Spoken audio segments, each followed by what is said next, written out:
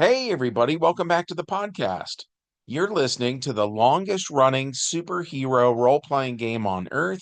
I'm your host, the Game Master, and in this one, we're talking about Dr. Manhattan versus Superman. But in order for this one to make sense, I need to go back and explain some other stuff first. So I feel like probably not everybody listening to this had also seen the video I made about Pearl Harbor. So, for those who don't know, in our game world, Pearl Harbor was like a really big deal. It's a big deal in real life. It's this major date in American history, right? But for whatever reason in our game, a lot of time travelers end up going back to that day. And so sometimes time travelers go back and they cause one outcome to happen. And then at other times, a different group of time travelers will go back and they bring about a different outcome.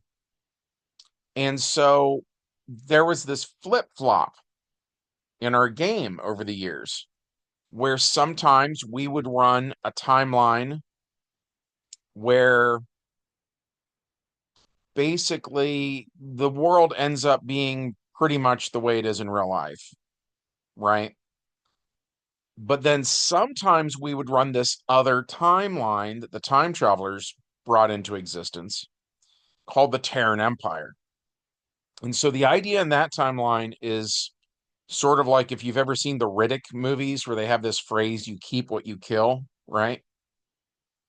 The idea in that timeline is that the American superheroes are so angry that America has been attacked. And because they defeat certain villains on December 7th, 1941, then they go to Tokyo, Japan, wanting revenge. And so they end up taking out the Emperor of Japan, Hirohito, and assuming control. And then after Japan falls, they go after Germany to take out the most notorious dictator of the 20th century, right? Who I don't think I'm allowed to say his name on YouTube without getting a strike against my channel, but I could be wrong. At any rate, I'm not going to say his name, but they take him out, right? So you get right away, you've basically changed the course of history, right? And so what used to be the Axis powers is now this empire. And because they took out the Emperor of Japan first, the leader is using that title, right? That's where the empire, terminology comes from. But then after that, when he conquers, Germany, he's saying he's adding that to his empire, so on and so forth. And then as the decades go by, for instance, the Soviet Union is being a problem. So that gets added to their empire in this alternate timeline, right? So by the time you get to say, I don't know, the the year 2000 or something like that, the entire world is the Terran Empire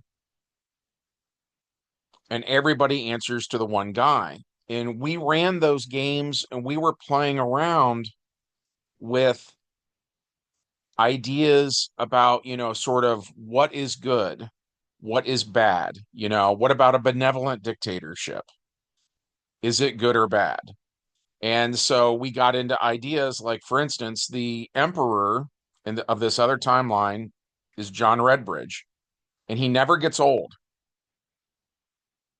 and he has no intentions of ever giving up his power, right? So that sounds like a villain thing. But then on the other hand, the Terran Empire like cures every disease. They find a way to house all the homeless people, um, so on and so forth. And there's like no poverty in the Terran Empire. So that of course sounds like good things, right? But then we get into these other ideas, like, because we did some research, and obviously I'm not like a political scientist or anything like that by any stretch of the imagination. But we did our best as gamers to just do some research, and um one of the things we found was that an empire usually dies when it stops expanding. So what the Terran Empire decided to do, since they're very Earth centric, is they start to absorb other dimensions, other Earths, right? And add them to their empire.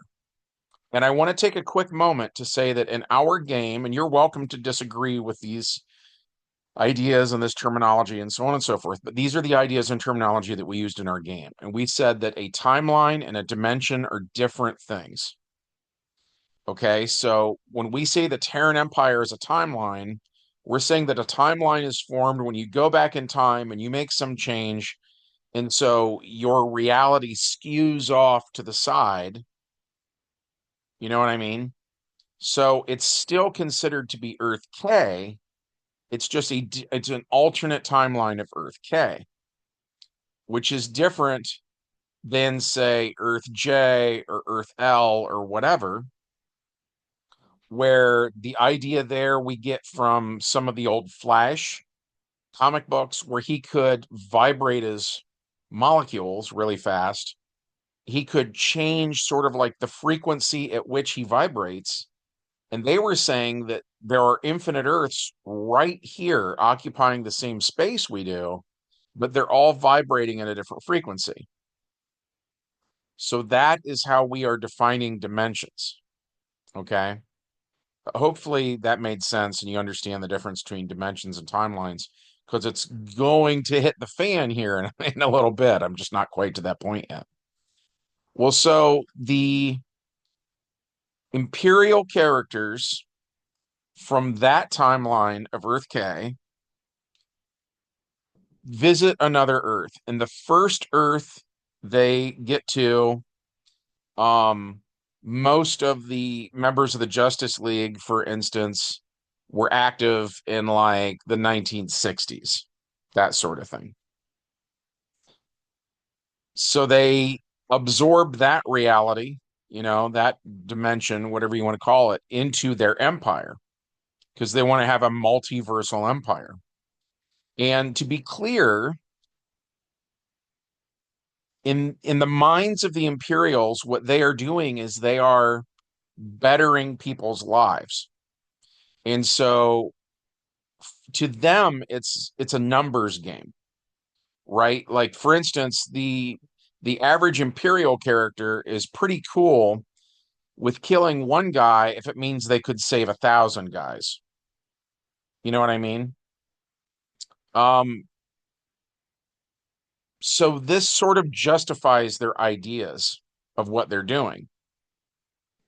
And so they go to the second dimension that they encounter. And in this world, it's the Justice Society, and they're in the middle of their version of World War II and so on and so forth. So they deal with that, right? And they absorb that second Earth into the Terran Empire. And then they go on to the third one. And in this third dimension, it's good guys are bad and bad guys are good for the most part. And they absorb that. But then they go to this fourth world. And here they encounter a Dr. Manhattan for the first time. And this specific Dr. Manhattan is a version of John Osterman, who is the guy who was Dr. Manhattan in the actual comic books. And he has lost his humanity. So, again, there's a multiverse. There are infinite Earths. There are therefore infinitely many alternate versions of Dr. Manhattan. This specific one is more of a villain. And he's just crazy powerful. So when the Terran Empire encounters this guy, he stops them dead in their tracks. They can't do anything on this earth. They can't get a foothold, right? And so they're forced to kind of stop. And so they fall back and are planning, sort of like, what do we do? How do we proceed from this point on? And then Dr. Manhattan, I don't want to see, he's hard to explain. He doesn't have warmth or kindness or compassion, or basically, he doesn't have any positive emotions at all, right? But I don't want to make it sound like he's completely unemotional, because what we saw demonstrated is even if he denies it, he has some sense of ego, because he's offended that they even tried, that they would dare cross him. He thinks very highly of himself, and he's mad that they came to his earth. So he tries to go to their earth. And this is why I was saying there's a difference between dimensions and timelines, right? So when he travels to the Earth K dimension, he arrives at the wrong timeline, because of course this is Dr. Manhattan, right? And he can move through space and time just willy-nilly, all he wants, right? But he ends up in our mainstream game world where there is no Terran Empire, right? So he shows up angry, and the characters in our game world have no idea what his problem is. And he's a major league threat. He's a cosmic being. So we decided that this looks like a job for Superman. So, and this Superman, by the way, is the Chris Kent Superman, which in the comics, Chris Kent is Lor Zod. In our game world, we did a game where he was sort of possessed by Lor Zod. It's kind of a long story. Check out that earlier video if you want more information about that. We were mashing him up with the pre-crisis Chris Kent, um, which again is a long story. Just check out the old videos about the Superboy of the 1980s is what we were calling him back then, and everything is explained in those videos. But the point being, he grew up and he became Superman, and his dad is Clark Kent, and Clark Kent Sr. died, and so Chris Kent has been our Superman here for a bit. And one of the things with him that I want to talk about is when he was a kid, his mom was abducted by Brainiac, and it was like an artificial insemination kind of a thing, right? So Superman is his biological father, but not in the traditional sense. And so early on, there was this friction there where he wanted to have a dad, but Superman was married to Lois. Lois felt kind of weird about, because this happened to multiple women. And so these kids are not the children of Lois Lane, right? So she was not comfortable, put it that way, with this situation. Um, so therefore, Chris was growing up with his mom. All these kids were growing up with their respective mothers. Then we had an adventure where Superman got in trouble, and the super women, there were, multiple super women, four of them, I think, at that point, all show up to help, and Chris's mom got killed in that adventure, right? So then Superman felt bad, and he brought him to the Kent farm in Smallville. But well, so let me say this. And then there was an adventure with Doctor Strange where we totally ripped off the Spider-Man movie, where the world forgot that Peter Parker was Spider-Man. We did a very similar thing, but the world forgot that Chris Kent was ever Superboy, right? And one of the ones who forgot was Superboy himself. And so for a long time, then he was going by the name Powerhouse. And he didn't even know that Superman was his dad, but he still, like, Superman was his role model. And his goal was he wanted to grow up and be like Superman, right?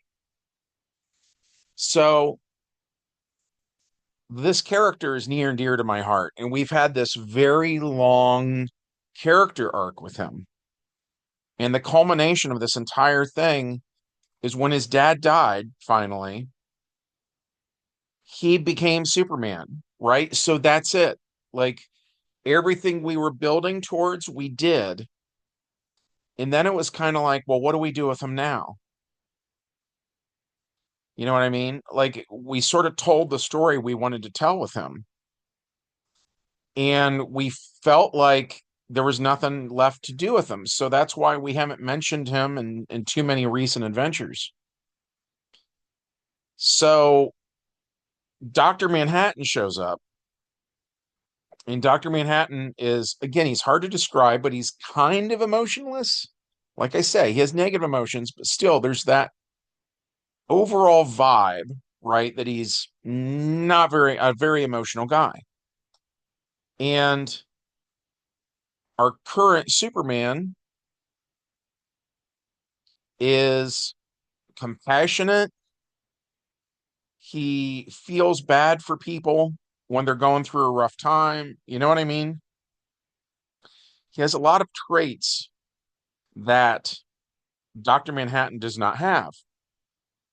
And so, just like we saw in the Doomsday Clock comic books by DC Comics, Dr. Manhattan has a negative reaction to this because he doesn't see himself in Superman, and therefore he doesn't like Superman. So they end up in our game coming to blows. And for those who are familiar with the DC Heroes role playing game and the stats that they give Superman and Dr. Manhattan, if you look at how much invulnerability both characters have, most of the usual stuff they would do in a fight doesn't really work on the other one. So, for instance, the easy example is Superman throwing a punch, right? If Superman hits you with like a 50 AP punch, he has to do enough damage to overwhelm the target's APs of invulnerability. But he can't do that with Dr. Manhattan. I mean, he could if he kept rolling doubles over and over and over and over again, because that's a thing you can do in DC. If you roll like double tens, you get to roll again, and you just keep rolling as long as you're rolling doubles. And that's how critical success works in the system. But it's so rare, and it didn't happen when we played it out, right? So they're just beating on each other, getting nowhere.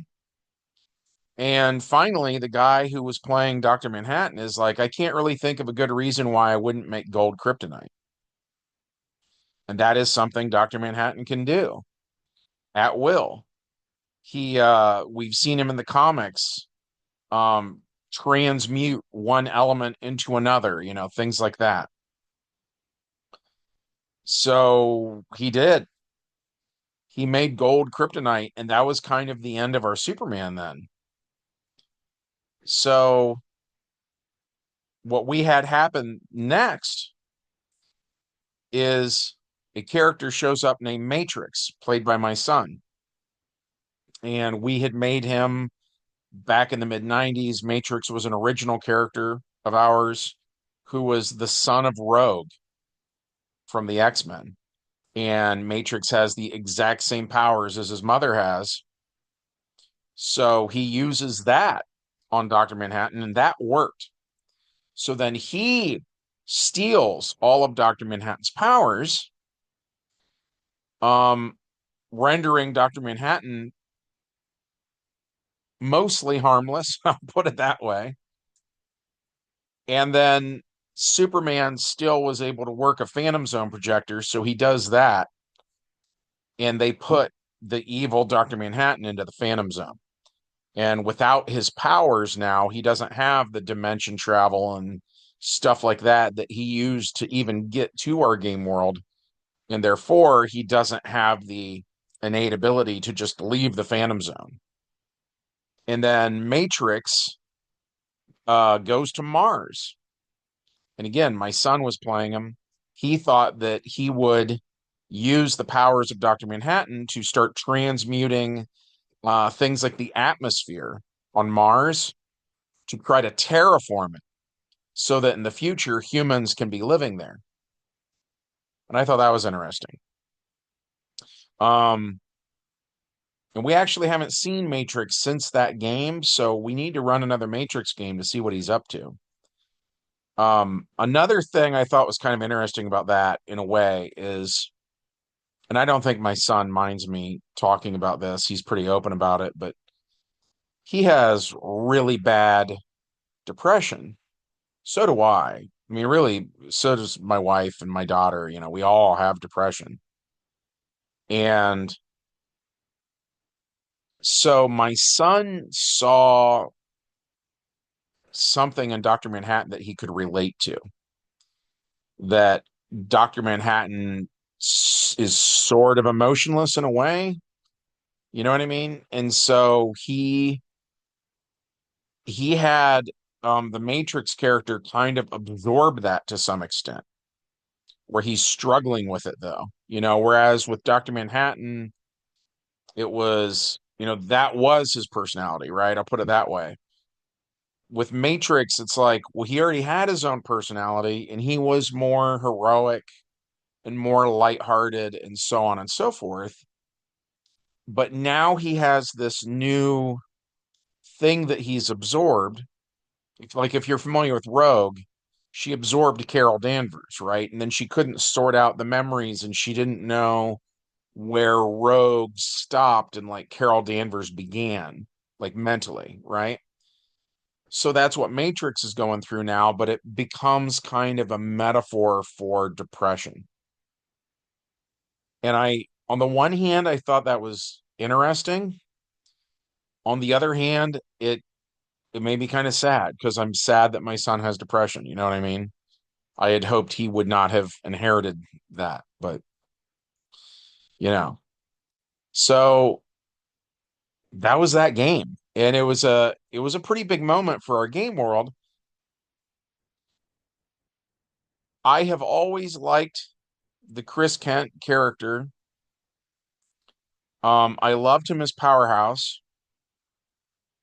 We were talking about what to do with him because he had this metal, we called it a techno symbiote that had bonded to him at one point. We talked about doing that again, which would be kind of a return to form, you know, taking him back to one of his earlier incarnations.